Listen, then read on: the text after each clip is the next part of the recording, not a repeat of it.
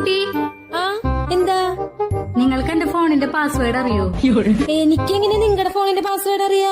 ശരി. അതെന്താച്ചാ ഞാൻ എന്റെ പാസ്വേഡ് മറന്നേ. അതിനിപ്പോ ഞാൻ എന്ത് ചെയ്യാനാ? ഇത് തന്റെ ഫോണല്ലേ? അപ്പൊ ഓർത്തു നോക്കിക്കൂടെ?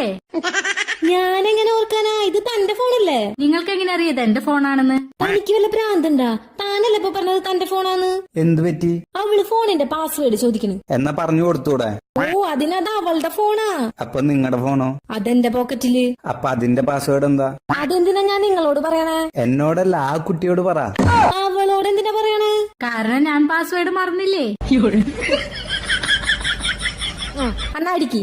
2234 2234. ആ, ഓപ്പൺ ആയി. Thank you. തുറന്ന